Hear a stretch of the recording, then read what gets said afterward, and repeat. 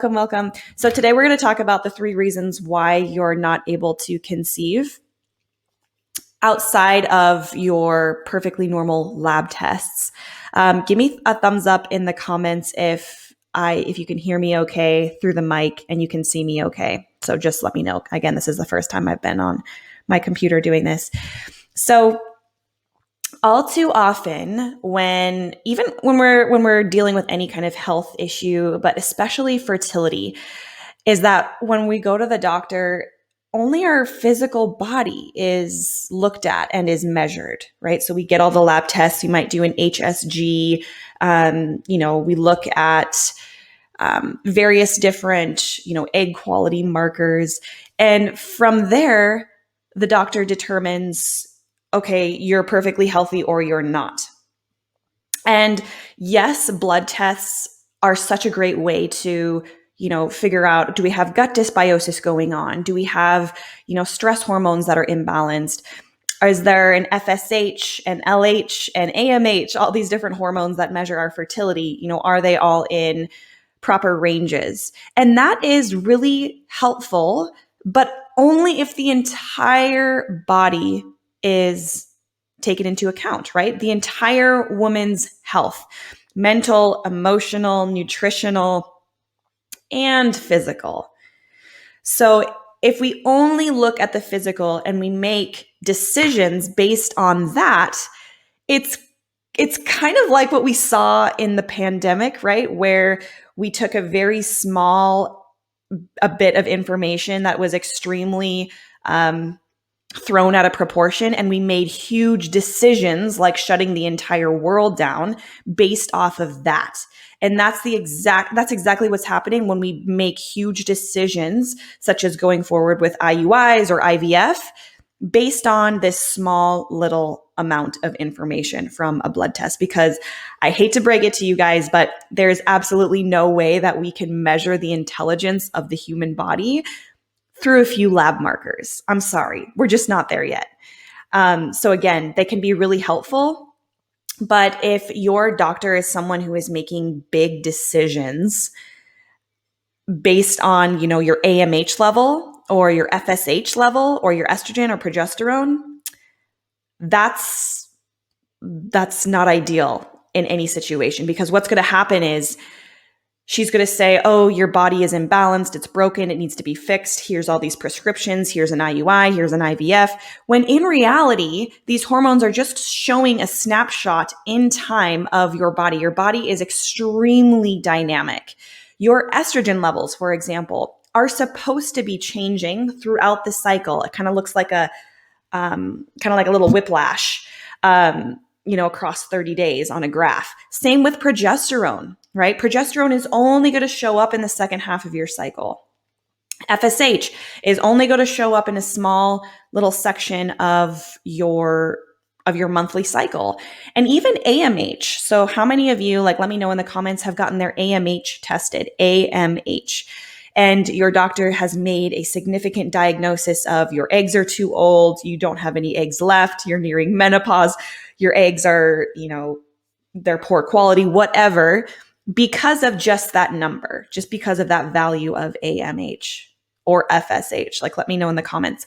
And this does such a disservice to you, because now you're walking around actually believing that your eggs are old, that you're not ovulating anymore, that time is running out, when that's not the case.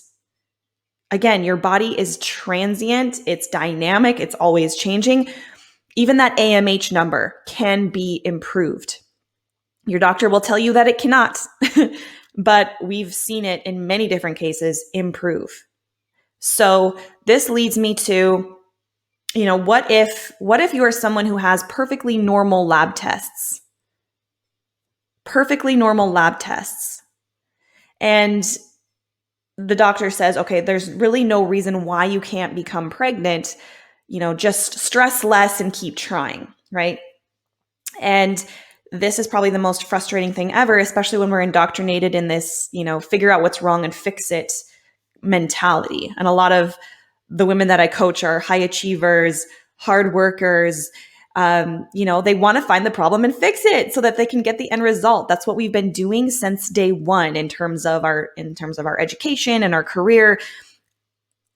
I want to work really hard so I can get the end result. And unfortunately, it just doesn't work like that with fertility. And you're finding that out. So if your blood tests are completely normal, then what else is there to do? And that leads us into the next layer of our health, which is that mental and emotional health, right? So we have the physical body, right? Where our hormones, our symptoms, like what we can touch, see, and feel. But that next layer is the mental and emotional. And we can't necessarily see that, but we have a hunch that, that probably is affecting our ability to get pregnant. So what do I mean by the mental and emotional? I mean the self-talk, the thoughts in your head, and the general feelings that you have on a day-to-day basis. So if you're telling yourself over and over, this is never going to happen for me. Why does she get to be pregnant and I don't? Like, I'm way healthier than her. I work way harder than her. It's not fair. World is not fair. Life's not fair. My body is broken. This is never going to happen for me. And, I don't deserve to be a mom, whatever. Those are the negative energy kind of thoughts that I'm talking about. So if you have any of those, which, if you're struggling to get pregnant, we likely do, unless you've actually done the work, you've done the mental and emotional work to be able to transcend a lot of that. Now, the emotional is if you have a general feeling of despair, defeat, unworthiness, inadequacy, blame, shame, guilt. I don't know if I said that already. So these are the emotions that can absolutely, definitely be blocking your fertility as well. And so three reasons how these mental and emotional energies are really infiltrating and blocking your ability to get pregnant. We're going to go through those in a minute. But first, I just want to touch upon, if you're still struggling to imagine that anything besides, physical can influence fertility, consider IVF, right? During IVF, in vitro fertilization, what we're doing is we're taking sperm, we're taking egg, we're putting them together, we're growing an embryo, and then we're transplanting it back into the woman. If fertility was completely 100% physical, we would see a 100% success rate with IVF, right? But in fact, really, there's only a 20 to 30% success rate for IVF. So what accounts for the rest of the equation? What else is at play? Well, it's the mental, emotional, and spiritual, but we're not going to go into that today. It's the mental and emotional realm. We are energetic bodies. We are not just physical, right? If we were just physical, we wouldn't have the thoughts, we wouldn't have the emotions. But those two things are extremely important and, in my opinion, way more important than just the physical body. The physical body is just a manifestation of our thoughts and emotions. Okay, so it's no wonder that maybe we're struggling to get pregnant when we're telling ourselves over and over that we don't deserve to be a mom, that my body's broken, that this is never going to happen for me, that the world is unfair, right? And I'm not blaming you, mama. This was me to a T. My thoughts were extremely negative, and I beat myself up about it for a long time, which is kind of like a snowball effect. It's like I had the negative thoughts, then I felt ashamed and guilty about the negative thoughts, and it just kept spiraling out of control. And you might feel that, if you're trying to get pregnant and every single month you get your period, it's almost like you build up that hope. This might happen. I don't know if it's going to happen. I don't want to get my hopes up. And then I get my period, and then it all just kind of spirals. And you do that month after month after month after month. And so in order to break that trigger reactivity response, we need to go above and understand, where are these thoughts coming from? Where are these emotions coming from? And it usually can come from different traumatic events that are imprinted into our nervous system. So think of it almost like if you had a sliver in your arm, right? And someone brushed up against that sliver, it would immediately trigger pain, right? So think of these traumas as little slivers. And every time you get triggered in the outside world, if you see a pregnant woman, if you open up your phone and there's another pregnancy announcement or gender reveal announcement on your Facebook, or your snobby coworker is pregnant again with her third without even trying, right? Whatever trigger on the in the external world triggers you, it causes that pain reflex of the blame shame cycle. Okay. So I took some notes here. So 3 areas that I see in my clients, 3 slivers, let's call them, right? 3 traumas that are imprinted in our nervous system that trigger those negative thoughts and negative emotions. The first one is a suppressed womb trauma. Okay, so suppressed womb trauma. So these are going to be things like if you had a past sexual assault, if you had a past abortion or termination, any kind of reproductive medicine done, if it was like a laparoscopic surgery, if it was a super painful pap smear, if it was, a male inserting an IUD, some of these things are really traumatic to our nervous system. If you had a past traumatic birth or delivery, if there is any shame around gender, right? This is actually a really interesting one. Like for the longest time, I was like, oh, I'm not a girly girl. Like, don't put me in with the girly girls. I'm logical. I hang out with the guys. I'm strong. I'm independent. And I see a lot of that. And because that was totally me, right? I do CrossFit. I was a chemical engineer. Like I was very masculine in my energy, and I worked hard and I was goal oriented. And so sometimes we don't even know that there's some shame around the feminine energy. And well, if we're not attached or we're not in tune with that feminine energy, it's really hard to tap into fertility and that creativity to create life, that feminine energy. So that's a really interesting one. Maybe some shame around sexuality or past sexual experience. And then just in any kind of invasive medical treatment. Like I talked about before, maybe there was surgery for endometriosis or, something with cervix or anything like that. So no matter how much you consciously want a baby, if you have this subconscious trauma, there's going to be a misalignment. And so it doesn't matter how hard that you consciously try by changing your diet and going and getting the tests and tracking your fertility and talking about it and obsessing about it all the time. It doesn't matter because subconsciously, 95% of your processing power is saying no. And there is absolutely a way that we can go in there and reprogram your subconscious mind so that your conscious desire and your subconscious desire match up. And that's true for a lot of traumas and limiting beliefs. As soon as we get that cleared up, it's almost like an overnight aha. Let go of the control, let go of the anxiety, let go of the desperate need to get pregnant. And instead, it's just a healthy desire. And you can go about your life enjoying it, knocking back a margarita once in a while and hanging out with your girlfriends and, talking about something besides your inability to get pregnant. And it's coming from this place of trust. It's like enjoying the uncertainty of the future and knowing that no matter what happens, you're going to be okay and you're going to make the best of it.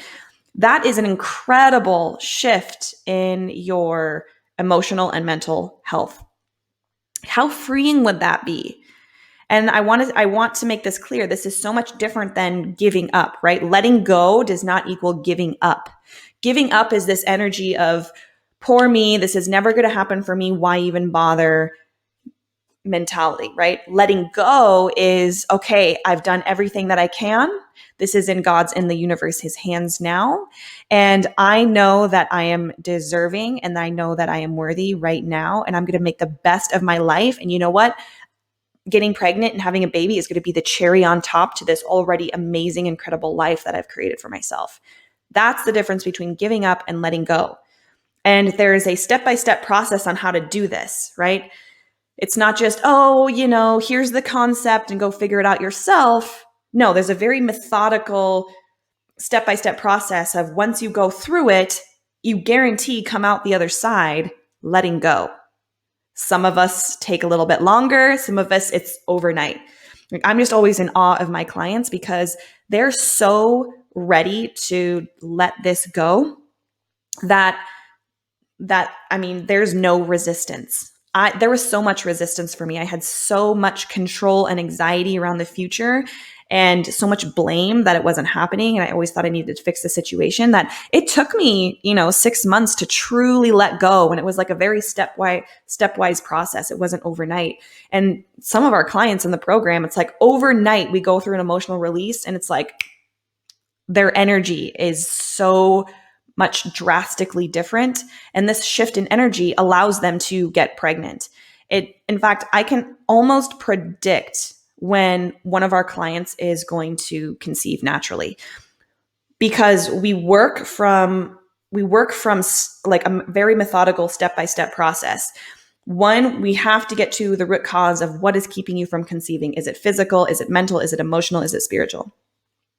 Then we work through the nutritional, physical realm, right? We've got to make sure our gut health is there. We've got to make sure we're eating right. We've got to make sure there isn't toxins in our body that could be causing poor egg quality and poor hormonal imbalance and liver detoxification. Like that is a very necessary part that sets the foundation. Next, we move into the mental and emotional realm where we are releasing. First of all, we're uncovering these hidden traumas that we wouldn't otherwise think is affecting our fertility. And then we release them. We release that pent up energy. Holding and suppressing this energy is very similar to like keeping a beach ball submerged underwater. It's exhausting. And all of that energy is being drawn and put towards that instead of actually going towards reproducing. Okay.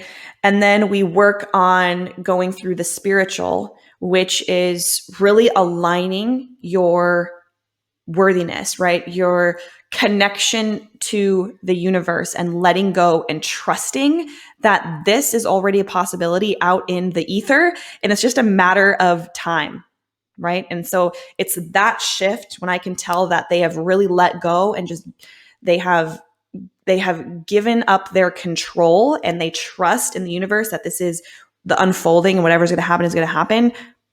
Just like that. I'm going to get a text the next month, the next cycle, I'm pregnant, which is really fascinating. Okay, so that was the first reason is suppressed womb trauma, right? So something happening, disconnecting the mental, the brain, the heart, and the uterus or ovaries. You're breaking that connection. And a trauma to your womb will do that, okay? Reason number 2 is unprocessed grief from a past loss. So for those of us who have experienced miscarriages or have lost, full-term babies at birth, even children, or we've lost someone really close to us and we haven't actually processed that grief, this can absolutely be blocking your future fertility. And I'll remind you guys, these things seem like inconveniences and like, oh, I've got to go fix that first before I can get to the outcome.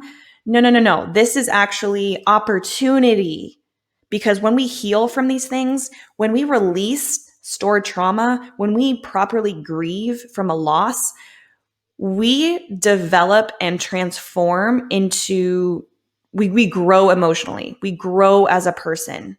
We become more compassionate and connected and humble. And this is the human experience. Like I've spent probably 2 decades of my life not living the human experience. It was always just do, achieve. And I was never tapped into my emotions. I didn't know how to feel. I didn't know how to be vulnerable. And by the time you get to nearing 30 years old and you look around and you're like, wow, I don't have any deep connections. I don't know how to connect with people. I don't know how to connect with myself. I'm really lonely. I don't trust in this whole life process. Why am I here? When you start asking those questions, that probably means like, yeah, I don't know how to express my emotions vulnerably. Oh, I had 3 miscarriages. I'm so sorry, Mama. And, if you're willing to share with us, what was your experience like grieving your 3 miscarriages? Because we're not taught how to grieve. We are taught to get over it, move on. You're wasting time, right? And so it just feels like you're accumulating all of this proof that this is never going to happen for me, that I'm unworthy. Instead, showing it that love and acceptance and showing, those 3 miscarriages and those 3 angel babies the energy and love that they deserve. Because there's something there to help you grow into the mother that you are destined to be. Each one of these is opportunities to grow into the mother that you are destined to be. And when you're going through it right now, it's not going to seem that way. When you're in the middle of it, it's not going to seem that way. You're probably going to feel triggered even by this message if you're in it. But when you're on the other side of it and you look back, you realize, wow, I would not be here today without that experience. I experienced 2 miscarriages. The first one was my first ever experience of not getting what I want, not getting what I worked so hard for. Because my parents instilled in me that you work hard for the things that you want. And so when I worked hard for the thing that I wanted and I didn't get it, I thought there was something wrong with me. And it started up all of these limiting beliefs that clouded my judgment, that clouded my thoughts, my emotions. And if it wasn't for that experience, and let's say I didn't miscarry and I did have a baby, I would be passing all of that garbage on to her. But instead, I was able to work through that. I was able to see that, wow, I had baggage. I had limiting beliefs that I don't want to carry anymore. And I just don't know what else would have brought those up for me. I just don't know what else. So I can honestly look back and say, wow, as painful as that was, as hard as that was, as depressing and defeated as I was, it was necessary. And now that I know and I have proof of, okay, look, there's a grieving process. The first step in a grieving process is usually denial, right? Denial. The second is anger. The third, you're angry at it. You can't believe this is happening to you. It's so unjust. The third is sadness. Like everything that I missed, I'm going to miss, everything that I lost, etc. Right? You're grieving. Wow, yeah, that reality is no longer going to happen. And that's okay to grieve over that. And then the final step is acceptance.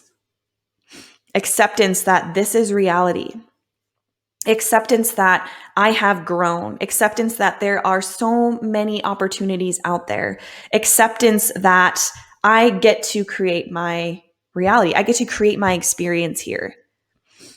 And so if we're not grieving properly through a past loss, we miss that opportunity of acceptance. And instead, we just put another notch on our belt of life's unfair and I don't get what I want. I don't deserve happiness. I don't deserve health. I don't deserve to be a mother. And I see that happen so many, women 10 years, 15 years on their fertility journey, failed IUIs, failed IVFs, multiple miscarriages, losses. And instead of grieving and moving through it, they just take it all on. Yep, there's more proof that this is never going to happen for me. And so remember that kind of energy that we hold in our body, it breaks that brain, heart, uterus connection. Our brain doesn't start sending hormones to our body, to our ovaries to ovulate. It stops sending the signal to our uterus to build a strong uterine lining and help implant that fertilized egg. Wow, that's such a great way to look at it. I will be positive with what happens. At least I know I can get pregnant naturally. Yes. Oh my gosh, what a beautiful conclusion. Yes. And I also want to touch on that too, right? There's a difference between grieving and accepting a loss and then actually like faking positivity. So I caught myself in that trap. After the first miscarriage, right? I'm like, okay, I'm starting to understand that I need to release this. I need to move on. I need to be positive and send good vibes, down to my ovaries and my uterus and visualize and manifest. But I skipped, it's called spiritual bypassing. I skipped the actual having to let go of the outcome. So notice that subtle difference. I was still attached to the outcome. I was still trying to do in order to get the outcome of pregnancy, right? Oh, I'm just going to be positive. I'm going to say my affirmations, and that's going to help me get pregnant. But instead, like that's faking positivity is not, it's going to be surface level. It's not going to be the right energy that you need to actually let go. And this is where it gets a little more tricky. And this is why the spiritual fertility is the very last pillar inside of our program. It's because you've got to go through the necessary steps in order to get to this place, because it's very subtle. It's very fine-tuned. And the subtle difference is trusting in the universe that your baby, that your experience of being a mother has already happened. It's already guaranteed. It's out there in the quantum field. It's out there in the realm of possibility. I already know it's there. So I'm not going to worry about it anymore. I'm not going to try to control the outcome. I'm not going to check my fertility app 6 times a day. I'm not going to call my doctor's office and book that 5th appointment in the last 3 months. I'm not going to Google and YouTube, for the 20th time, what is implantation symptoms? I am letting that go, and I'm trusting in my innate ability to be able to conceive naturally. That is the energy that I'm talking about. That's that subtle difference. So second reason, unprocessed grief from a past loss. If we're not moving through that and we're not processing that fully, we can harbor that energy, and it can definitely disconnect our ability to conceive. And this shows up physically. The third reason is, and this is a big one, unconscious limiting beliefs of unworthiness. And this is a big one because I don't know any woman who has gotten through life without this belief, without at least a little bit. So what do I mean by unconscious limiting beliefs? What I mean by this is that we are unconscious for now. We are unconscious for now that the lens that we're seeing life through is limiting. It's that of unworthiness. So there's some physical science to this. What is called the reticular activating system in our brain. It helps us to filter through everything going on in the world and focus only on what we need to focus on. So a perfect example of this, and it's so overused, but a perfect example of this is like, okay, I'm thinking about buying a new car, and it's going to be a red Honda Civic. And I go test drive one, and I'm sitting here thinking about it, like, gosh, should I buy this car? And for the next week, when you're driving around town, all you see are red Honda Civics. Does anyone have this experience? All you see, there's one, there's one, there's one, there's one way in the parking lot, there's one, and so that's the work of the reticulating activating system. The same thing works when you have this unconscious limiting belief of unworthiness, meaning your brain filters out everything that would prove that you are worthy and deserving and adequate and enough, and instead only focuses on the unworthiness. Okay.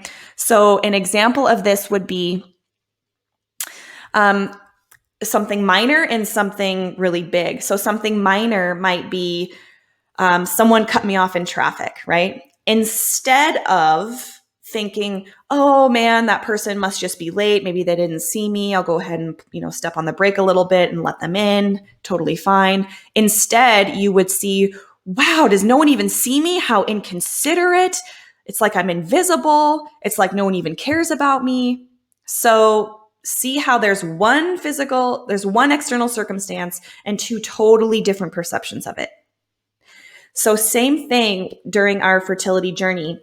When we are 6 months, 9 months, 12 months into our journey, and we realize we have two different perceptions, right? So that's the external circumstance. I'm 9 months into trying to conceive and it hasn't happened yet. That's the external circumstance. It's neither good nor bad. If you have this filter, this limiting belief of unworthiness, you're going to look at that and say, my body's broken. There is definitely something wrong with me. I should book that appointment. I definitely need IUI. I'm Googling. I need to figure this out because my body's broken. I'm not enough. I'm unworthy. There must be something wrong with me. So a positive reframe of that perspective would be something like, okay, you know what? It's been 9 months and look at everything I've improved. My nutrition, I've cut out all the junk in my life. I'm being more mindful of the stress in my life. I'm creating boundaries around work. Like I'm making all of these positive improvements in my life. And it hasn't happened for me yet, but either way, I'm on this journey and I'm not in this just to get pregnant. Like I'm in this, it's a journey and I can see the positive of this. So that's two totally different perceptions, one external circumstance. And that is the power of being able to uncover those unconscious limiting beliefs, shed light to them, and then go through a proven the method to actually release that and let it go and replace it with a more empowering belief. So as a summary of what we've learned today, the three reasons, three of many reasons, but three of the most common reasons that I see of why women are still struggling to conceive despite having the normal blood work, the normal HSG, the normal FSH and AMH and all of the different tests. And so when the clients that come into our space are often at the end of the road of what Western medicine can offer them, at the end of the road of what nutrition and supplements and tracking their fertility can offer them. And whether they've been diagnosed with something like PCOS or endometriosis or an autoimmune condition or unexplained infertility, that really doesn't matter. It really doesn't matter because these things are transient symptoms. They are not lifelong, incurable diagnoses. And there's so much proof of that. There's so much proof in that. When you look inside of our program, for example, and there's a lot of Eastern medicine, Chinese medicine, acupuncture, other fertility coaches, they all have proof of PCOS disappearing and endometriosis disappearing. Even one of our current clients, I won't say her name, but she struggled with endometriosis and thyroid issues. We were thinking is actually Hashimoto's, and a lot of scar tissue, right, from endometriosis, heavy, crampy periods, so painful that she'd need medication. And after going through just simple dietary changes, the heavy periods and heavy bleeding were gone almost immediately. Now, get this. The scar tissue left over from the inflammation of years of untreating the endometriosis actually started to break up and disappear. Her massage therapist, gosh, about a month ago said, "Girl, there's no trace of any scar tissue that I can feel anymore." So not only did she reverse her current symptoms, but she was able to encourage her body to heal and break down some of that scar tissue that was left over before. That's amazing. And what we think of as miracles is actually just our body. It's just our body's innate ability to heal itself. It's incredible. And, if you are seeing a practitioner who doesn't believe in your body's innate ability to heal itself and become pregnant, then I would find one that does, because that makes a huge difference on your ability to actually heal. It's called the observer effect in quantum physics. It's the intention of the observer or the practitioner and even the client, even you. If they secretly don't believe that this is a curable thing, that you can actually heal your body on your own and empower you, that will affect your ability. Absolutely. And not in a good way. So keep that in mind. And if you're just jumping on now, definitely watch the replay of this, because we went through 3 reasons why you're still not getting pregnant despite normal lab work, which I know can be so incredibly frustrating, but there's absolutely answers to all of your questions. They might just not lie in the physical realm, like we've been led to believe. So if you want more information on the exact steps that we take inside of our holistic fertility method program, our coaching program, you can go to my bio and click the link there. And there is a roadmap that you can download for free. And it's going to give you the details, the exact steps of what we take our clients through to help them conceive naturally. So good to see everyone today. I hope you're having an amazing Tuesday, and I'll be jumping back on here later this week.